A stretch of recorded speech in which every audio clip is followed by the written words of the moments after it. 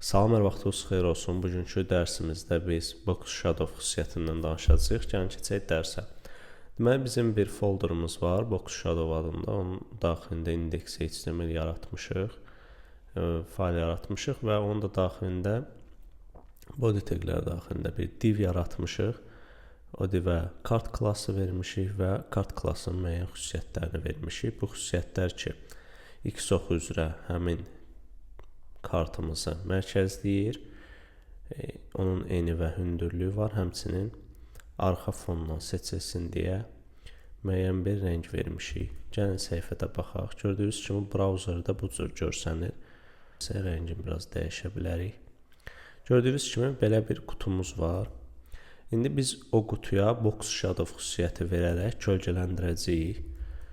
İndi gəlin Box Shadow'un dəyərlərinə baxaq. Ümumi bizim 4 ədəd dəyərimiz var. Bundan əlavə də bir də rəng seçimimiz var ki, kölgənin hansı rəngdə olduğunu təyin edə bilirik. Birinci dəyər bizim X oxu üzrə sürüşməni təyin eləyir. Əgər biz burada müsbət yazacağıqsa, müsbət dəyərlər yazacağıqsa, bu dəyərlər onu göstərir ki, bizim kölgəmiz X oxu üzrə sağa sürüşür. Biz bu dəyəri heç bir zaman tək istifadə edə bilmirik. Bununla bərabər həm də Y oxu üzrə dəyişmə də var. Eyni formada yazılır dəyər. Məsələn, burada 1 piksel deyə bilirik. 2 piksel deyək, daha ətraflı görünsün deyə. Burada da müsbət dəyərlər əgər biz daxil edəcəksə, onda Y oxu üzrə sağa doğru sürüşəcək, yəni kölgəmiz altda görsənəcək. Yox, mənfi dəyərlər versək, o zaman Y oxu üzrə sol istiqamətdə, yəni yuxarı istiqamətdə sürüşərək bizim kölgəmiz yuxarı istiqamətdə görsənəcək. Gəlin yenidən yeniləyək. Gördüyünüz kimi belə bir görüntü alındı. Aşağıda müəyyən bir kölgəlik var və sağda müəyyən bir kölgə yarandı. Daha yaxından, daha doğrusu daha yaxşı görməyimiz üçün bu dəyərləri artıraq. Baxın, gördüyünüz kimi artıq arxada bizim həmin bu elementin kölgəsi var.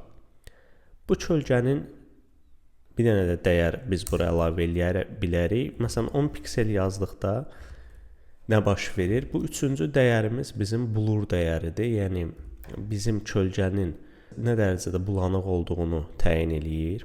Dedik 4 dənə dəyər var, bəs dördüncü nədir? Dördüncü dəyərimiz isə bizim kölgəyə en verir, daha böyük göstərir kölgəni. Sanki elə təsəvvür edin ki, kölgənin daxilində müəyyən bir element var və biz o elementə padding xüsusiyyəti verərək kölgəni, yəni elementin ana elementini daha genişlətmiş oluruq. Məsələn, baxın, gördüyünüz kimi daha da böyüdür. Yəni, əgər biz kölgəni böyütmək istəyiriksə, həmin bu dördüncü dəyərdən istifadə edərək istədiyimiz qədər kölgəni böyüdə bilərik. Növbəti mərhələdə gəlin kölgəni daha səliqəli vəziyyətə gətirək, dəyərləri biraz azaldaq. Belə bir görüntü yarandı bizdə. Bu adətən kartlarda istifadə olunur. Əgər kart istifadə edəcəksinizsə səhifədə ki, demək olar hər bir səhifədə istifadə olunan bir elementdir, kart elementi. Onlara bu cür Box Shadow xüsusiyyəti vermək mümkündür. Biz yadınızdadsa Hover dərsi keçmişdik, Hover pseudo klassını keçmişdik. Gəlin bunu pseudo klassda istifadə edək. Klassı kart olan divə müraciət edək.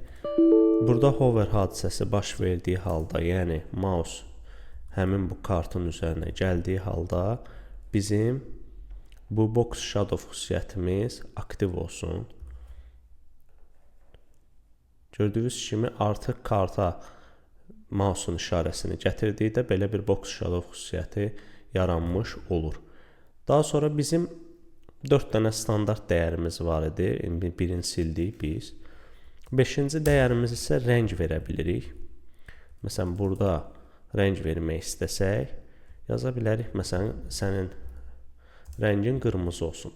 O zaman bizim kölgəmiz qırmızı rəngdə olacaqdır. Və biz burada rəngdə istədiyimiz tənzimləmələri eləyə bilərik. Yəni, öyrəndiyimiz rəngi dəyişə də bilərik. Və bu cür belə bir görüntü almış olarıq. Daha sonra bunun Bu elə qara qalsa yaxşıdır, mən elə gəlir. Aha. Biz bu dəyişiklikləri belə sürətli olmağını istəmirik. Biraz yavaş baş versin bu hadisə. Yavaş baş verməyini istəyiriksə, o zaman burada nə istifadə edirik? Transition xüsusiyyətini istifadə edirik. 1 saniyədə daha rahat görünəcək. Gördüyünüz kimi müəyyən vaxtdan sonra hover hadisəsinin baş verir. Həmin bu transition xüsusiyyətini gətirib karta da yazası olsaq, biz mausu bunun üzərindən çəkəndə də yavaş-yavaş həmin o kölgə itmiş olacaq. Gəlin daha ətraflı dəyişikliyi görmək üçün dəyərlərdə biraz oynayaq. Gördüyünüz kimi kölgə tədricən yaranır və mausu uzaqlaşdırdıqda müəyyən zaman çərçivəsində, yəni 1 saniyə kimi müddətdə kölgələr yoxa çıxır. Bunun da səbəbi həmin bu transition xüsusiyyətini həm də kartın daxilində qeyd etməyimizdir. Bu günlük bu qədər, növbəti dərsdə görüşənədək.